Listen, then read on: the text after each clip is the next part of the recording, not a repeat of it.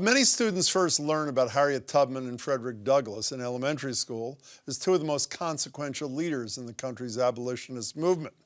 Now, two new documentaries dig far deeper into their lives and work, shining a light on little-known facts about these leaders, like the impression Tubman made on the Massachusetts governor, John Andrew. When the war started, he immediately thought of Tubman and that she needed to go into the South and help the United States Army. So he made arrangements for her to go to South Carolina. With all of that interaction with formerly enslaved people, she was able to get the lay of the land and get specific information about where the Confederate Army was stationed, what kinds of weapons that they had. She was gathering intelligence, and she would share that with these Union officers. Then there was Douglass, who put down roots in Massachusetts after escaping slavery, using the power of the photograph in his fight to achieve racial justice and using the power of his public persona to spread the message. Douglass recognized the degree to which representation itself could be a powerful mechanism for ending slavery, for achieving universal freedom and equality. Douglass, in a sense, was so eloquent and elegant as a speaker that some whites started to accuse him of being a fraud. I'm joined now by the co-producers and directors of these two spectacular films, Becoming Frederick Douglass and Harriet Tubman, Visions of Freedom, Nicole London, and Oscar-nominated filmmaker Stanley Nelson. It's great to have you both here. Thank you so much. Thank you. Thanks so much for having us. I have to say how embarrassed I am about how much I didn't know, but at the same time, how thrilled I am about that which I learned, starting with you, Nicole, and following up on that governor of Massachusetts, South Carolina thing, which I'd never heard about. There is far, far more to that story. Can you fill in the blanks on what Tubman did? Well, in the many interviews we've done for the film since, I like to liken Harriet Tubman to a one-woman SEAL Team 6, in that she was a real military strategist. She knew how to gather intelligence from the slaves that were escaping from the South, and then apply that to the strategies in terms of striking back at the enemy, the Confederate enemy. And so that story in particular, she gathered intelligence, and they scouted areas that the escaped slaves had information on. They knew how many troops were stationed where, what kind of armaments they had, how many men were at each camp. And then from that, they devised a plan to make a strike using sailing up the Combahee River, which also had landmines in it. The slaves knew also where these landmines were kept. And so they were able to navigate up the Combahee River, avoiding all the landmines and being able to strike a number of plantations in South Carolina, freeing hundreds of slaves. And it was the first military battle led by a woman, especially by a Black woman, in American history. So it's really an incredible chapter that Americans just don't know much about, but we were happy to highlight in this film. Well, we do know now, and Stanley, I'm assuming that a decent number of viewers of your film had heard that the voice of Frederick Douglass may have been the most listened to voice in America in the 19th century. But what I found really interesting was his perspective on the strategic use of the photograph as part of his social justice effort. Could you explain what he was thinking? Yeah, that was one of the most incredible things about Frederick Douglass, that he recognized early on. I mean, it's right after the invention of photography, but he really realized the power of the photo and seized on it. And he took picture after picture, and he always looked really good, and he's sitting up straight and he's staring into the camera, and he's just, with his look, is daring anybody to say that he is somebody that should be enslaved.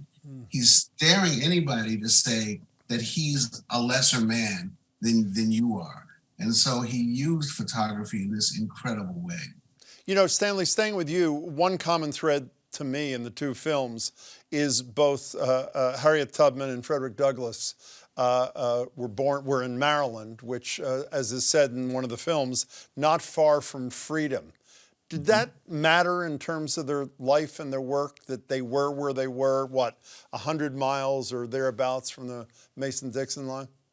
Sure, I think it was instrumental in their lives. I mean, and it's instrumental in the films, because one of the things that we think about when we think about enslavement is, plantation slavery of the Deep South. The cotton plantations, with hundreds, sometimes hundreds of enslaved people. But Maryland was a very different place. I think we say in one place in the film that Maryland had 90,000 enslaved African Americans, but 60,000 free African Americans. So in Maryland, the free African Americans were working side by side with enslaved people. So freedom was something that was tangible, that both Frederick Douglass and Harriet Tubman knew. They both married free people while they were enslaved. So, it's a very different enslavement, but it's still enslavement. And that's really an important point that we make in the film. Who says in the film, Stanley, I'm smiling, when one of the scholars with whom you're speaking says, why would a free person marry an enslaved person? And there's a pause and the person says, love, which I thought was it was incredible. Nicole, speaking of the Maryland thing for a second, one of the other things I learned, which I had to play back because I couldn't believe I heard it right, was when a slave, for example, in Maryland might be sold into the Deep South. Am I right that what I heard was the life expectancy from that point forward was just 7 years? Is that right?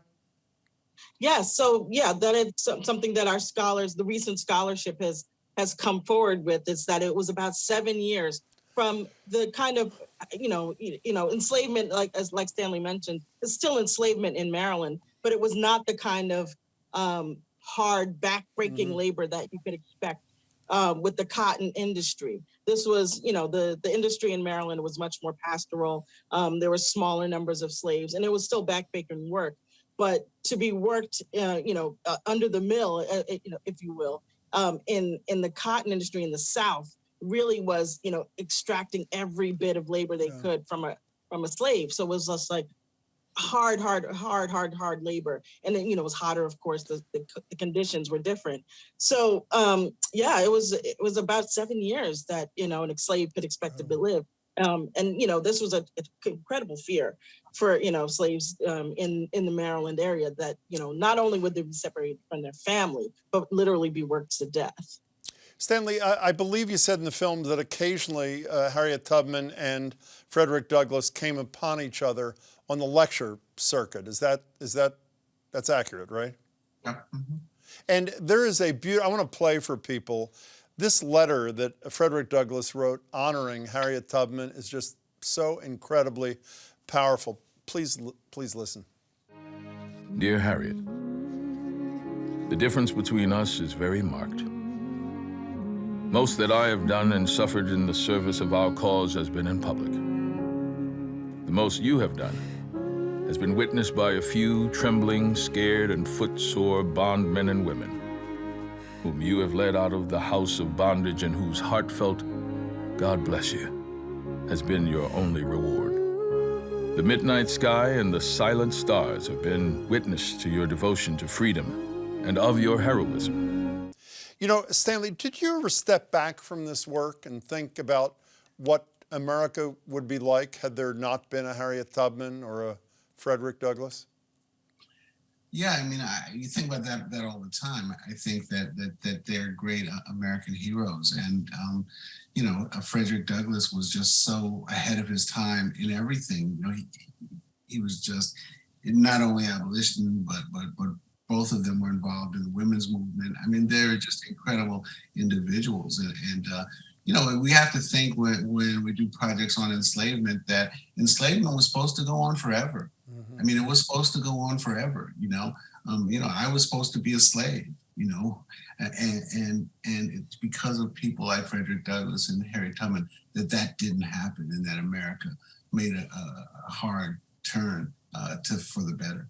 Nicole, I'm assuming I'm like every viewer of these two films, and they will finish saying they learned a lot about our history. And another moment of embarrassment for me on the 100th anniversary of the Tulsa massacres was the first time I learned about, for example, the Tulsa massacres.